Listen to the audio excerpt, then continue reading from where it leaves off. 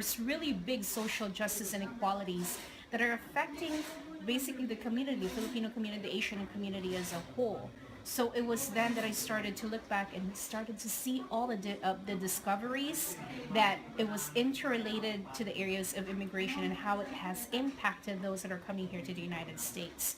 That is staying with me forever. That's something I cannot just take, that I can't gain from the outside world, but it was really going into the organization to know that there are some issues that are really deep. So I actually heard about AFIRE when planning to go to a May Day rally. And so May Day is for Migrant and International Workers Day rights. So knowing that AFIRE was going to be there in support for trying to pass comprehensive immigration reform, I was really shocked to even find a Filipino community organization even present at these rallies. So from organizing in general. I hope to empower young Filipino Americans to not only develop and form their own Filipino American identity, but also to get them more involved in the community too. I want them to be able to hear the stories and experiences of others, be able to share their own experiences and stories, and use that as a catalyst into something more powerful. And I think AFIRE is the perfect space for young people to do exactly that. I really hope that through our activism, our community members feel empowered and that we find solutions for ourselves in a creative way to really find equity and justice. I really hope that our activism is centered in humanity and care, and that as a community we are together and we don't leave anyone behind.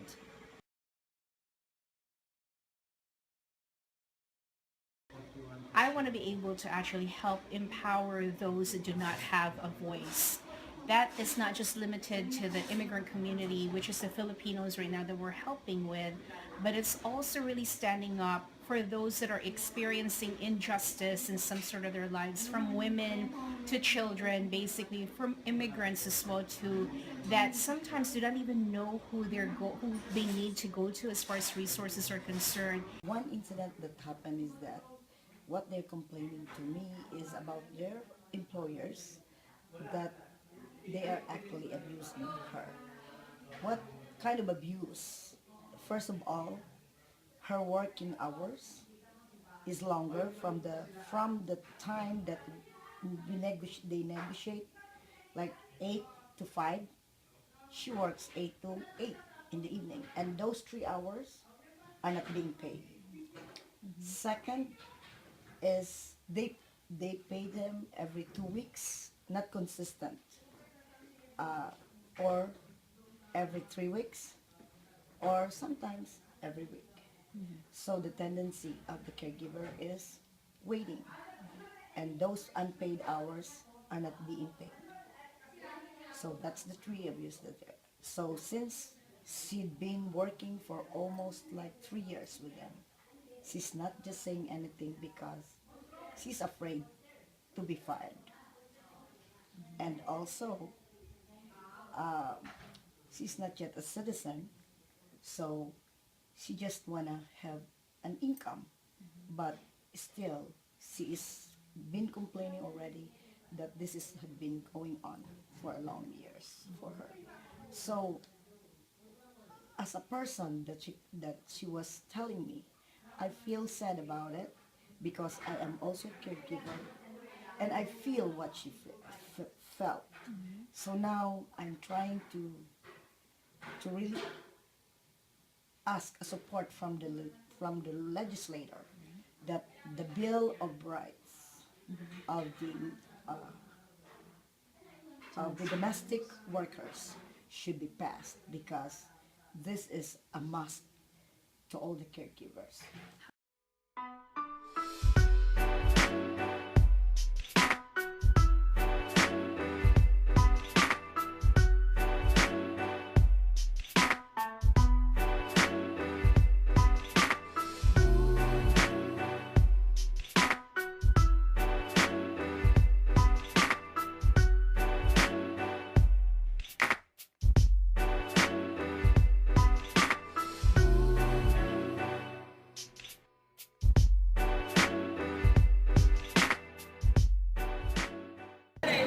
No work, no pay, particularly when employer and families goes on vacation or when sick employer go to hospitals for treatment.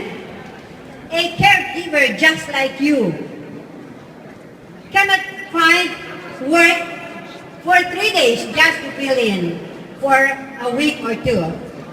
But we caregivers have our life just like you. We have to go on. We have to eat. We have to pay our rent, our bills.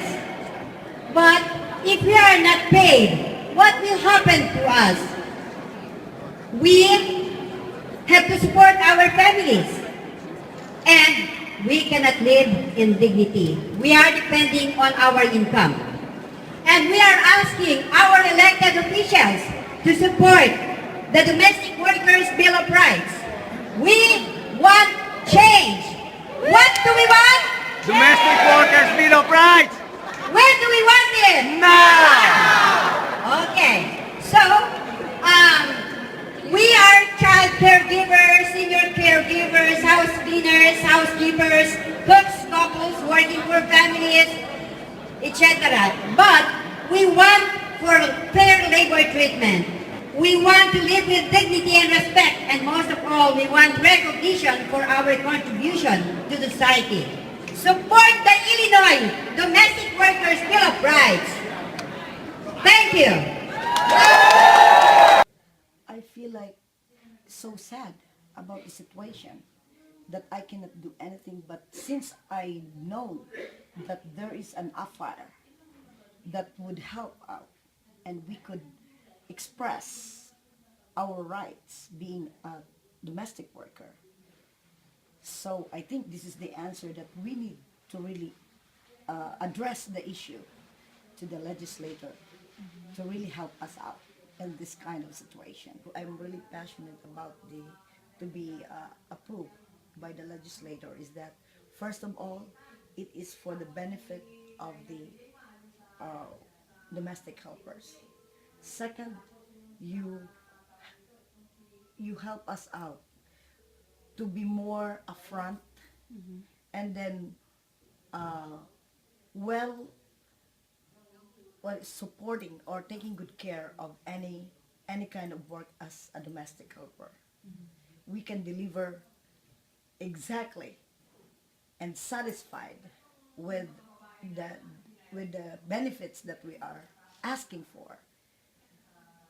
And of course, definitely, the best thing there is we're gonna be happy, comfortable working, and so everybody is happy. Like the employer and the caregiver as well are both benefited, and this is, I think, the best way that we need to really pass the Bill of Rights, because this will be the number one in Illinois, the greatest that will be appreciated by each and everyone as a caregiver. So I'm with it. So thank you, and we're looking forward.